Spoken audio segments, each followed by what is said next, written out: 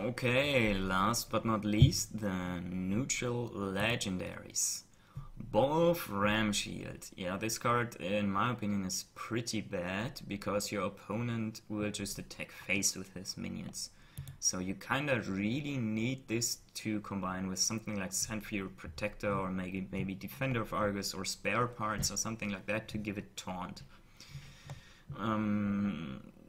So it's really doing nothing except for also drawing the spells onto him. So you get 9 health for 6 mana, but that's just a slower antique heal bot in my opinion. So yeah, not really that interesting in my opinion. Maybe with taunt you can make it work, but the stats are pretty low. It needed something like Divine Shield Taunt to really be very strong. Chillmore, yeah, this card looks pretty interesting. 7 mana, 6/6. That's acceptable. You get the taunt. It's a dragon, so it buffs other dragon cards, like the Twilight Defender Dragon, the 2/6, which gets a 3/6 taunt. And yeah, I think this can work in decks like Dragon Warrior, where you have your big Nefarian and your big Alexstrasza waiting on your hand, and you play Chillmore to maybe kill some patrons, something like that. It's really important that this is 3 damage in the current meta, so this is a really interesting counter to Patron Warrior.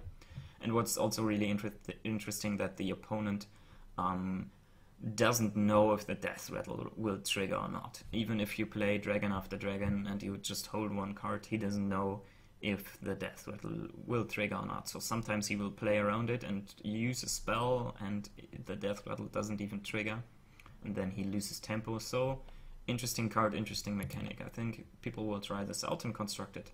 We will see if dragon decks are strong enough or not. I have small hopes that they can play a small role in constructed, yeah, but we'll see. Next card is 80's Darkbane. Yeah, this card is pretty good. It's supposed to work with all the buffs like Power Word Shield, Valence Chosen, Blessing of Kings, Blessing of Might, Blessing of Wisdom, all that kind of stuff. So I think it's only really playable in Paladin and Priest. Priest, the most interesting, I think. And yeah, I think it will see play because deal 3 damage is pretty interesting, very strong. So you cannot really build a deck around it because it's just 1 legendary, even if you take the other one, the Aegis, the Viola, I mean. You just get 2 cards with the mechanics, so you kind of need other minions which are good to buff. Something like maybe, I don't know, Nerubian Egg, or you just use your regular priest stuff like Deathlord and that kind of thing. Maybe you put even in your Echoing Ooze, something like that, because you have really lots of buffs. But yeah, we'll see what people will make out of this. I don't think that this is going to work out very well with Spare Parts, but yeah, maybe. Maybe if you have a Sorcerer's Apprentice and 3 Spare Parts in your hand, this is OP. I don't know. I don't know where would you get all the Spare Parts. You need to add so many cards which are mediocre just to get the Spare Parts. So I don't see this working with the Spare Parts, but yeah, we'll see. People will try it out. Viola is just the same. People will also try it out in the very same deck. I think Viola is slightly weaker, but depending on the situation, because sometimes you have a specific target where you want to put the 3 damage onto. So yeah. There are some buff cards which give your minion Divine Shield, so then this doesn't really trigger anymore, because you just get double Divine Shield, which I guess doesn't work, so yeah. But people will try it out. There's the Gormok Impaler. I think this is a win more card, truly win more card. You need like really sticky minions like Haunted Creeper and Implosion and I don't know, Piloted Shredder and that kind of stuff to make this work. It's really, really tough to have at least 4 other minions. If he would count, if you would just need 3 minions, I would have some hope. But he doesn't count. And I think there's something similar, the Sea Giant. The Sea Giant is a very similar concept, and it sees some play in Zoo. So Gormok the Impaler could also see play in Zoo, but I think it's too slow. You will not very often get the value out of this card. So yeah, I don't really see it working. Next card is Ice Howl. So the mana cost, 9 mana. So for 9 mana you better get to do something pretty good. Like, the card should win you the game alone. Something like Ysera, or at least something like Nefarian, like a pretty huge body and 2 more cards or something like that. But in my opinion, you're getting like nothing for 9 mana. You get to destroy 1 minion immediately. Alright, but this effect you usually get with Siphon Soul for like 6 mana, or I don't know what other Polymorph, even 4 mana. There's so many single removal spells, so I don't know what this card is supposed to do. And even if you kill a really big minion, like let's say you kill Dr. Boom with this, then you have a 10-3. It's pretty easy to kill a 10-3. I mean, 3 damage, I don't know. So it can never in the first turn attack the enemy hero, even if you manage to somehow silence it, let's say with an owl, or even with the Priest Silence card, which is 0 mana and would be playable on the same turn. You cannot attack the enemy hero because then you silence the charge away.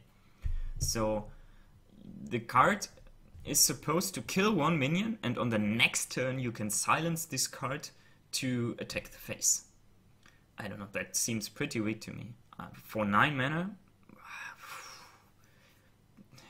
I mean, even if you argue for 9 mana you destroy 2 minions of your choice. For me it looks weak, but we will see if someone in Constructed starts using it. In Arena, pretty hard to evaluate. You get to in Arena you definitely get to destroy 2 minions.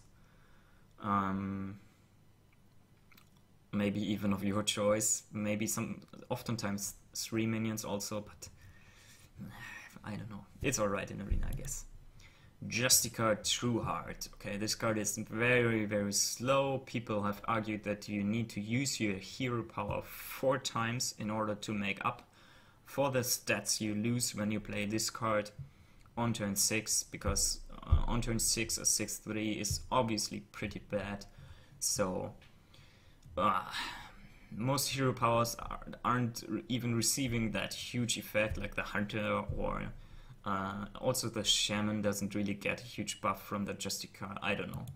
I think in Warrior it's the most interesting, but in Warrior you have the Shield Maiden, and in my opinion the Shield Maiden is the much better card, because you immediately get your armor bonus, and 5-5 is much better than 6-3, so yeah, but I still think people will try this out, especially in Control Warrior, because for the long game, for the fatigue game, this is really pretty nice. For Warrior, maybe you can also try this out in Paladin and in Druid.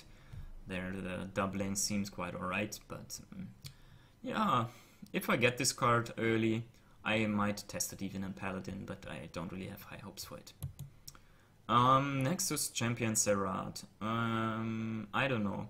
I really don't like the random mechanic.